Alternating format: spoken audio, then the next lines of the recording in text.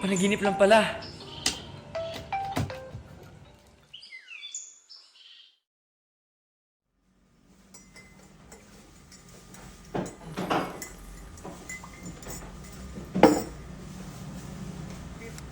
$52,000 na patay, 114,000 na sugatan, at 170,000 na bahay na gumuho.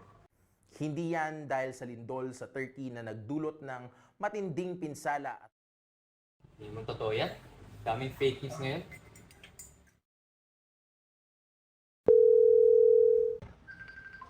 Uy, natawag ko na. Oh, kuya. Ba't namatawag ka? Kumusta na kayo? Asan si Mama? Ayos lang naman, kuya. Si mama, bumili yata yun ng ulam sa bayan. Nakita mo na ba yung trending sa Facebook? Ah, yun. Nakita ko yun, pero di naman yung totoo, kuya. Kamaniwala dun. Kahit hindi yung totoo, kailangan mo pa rin maghanda. Siguraduhin mo na nasa bahay, meron na kayong readily packed na gamit kung saan nakalagay ang mga mahalagang dokumento at mga pagkain na tubig na tatagal ng 72 hours. Isama mo na rin yung mga damit at first aid kit, Sam. Huwag ka masyadong mag-alala, kuya. Walang mangyayari yung sama. Kaya nga eh. Kaya nga emergency tawag doon. Malamang hindi yun expected. Alam mo ba yung the big one na bali-balita dyan sa Pinas? Wala makakapagsabi kung kailan yun mangyayari. Oo na, kuya. Gagawin ko na. Basta. Kapag may emergency dyan, call me. Lagi kayong mag-ingat dyan nila Elijah at Aki. Ilagay mo rin sa emergency call nyo ang number ni Papa.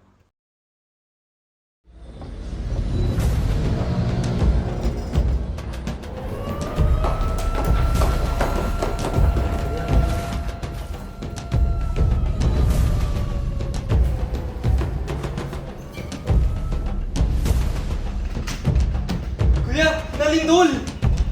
Ano? Ano ba ginagawa mo? Pumutak sa ilalim ng lamesa.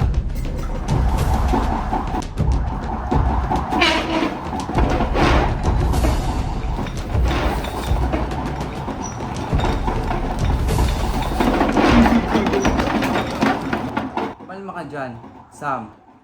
Sam!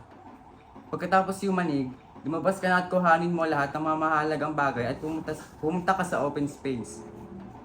Hello? Yung lugar kung saan wala maaaring bumagsak.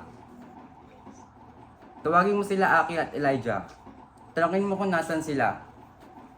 Kung may pagkakataon ka at tingnan mo sa cellphone kung may notice kung saan pwede pumunta o evacuation center. Kuya? Kuya? Asa ka na? Kuya! Ano nangyari?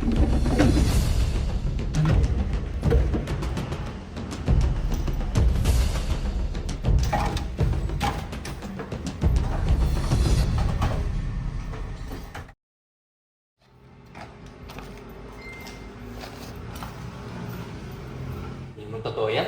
Daming fake news ngayon.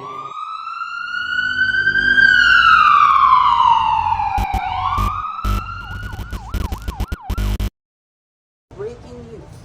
A report from the Philippines Dapat talaga about lalihanda ang mga the tao. fault line ranging through multiple provinces and is possibly able to generate a magnitude 7.2 earthquake was said to have happened just now in the Philippines. Report says that the damage to infrastructures was immense. There is a total of 48,000 plus fatalities, and they are yet to confirm the full extent and the amount of the casualties as of today. This disaster had taken up a lot of lives, and we're currently trying to find out more news about the catastrophe. Eh ikaw, anong gagawin mo kung mangyari ang the big one? Kuya! Ano si Mama?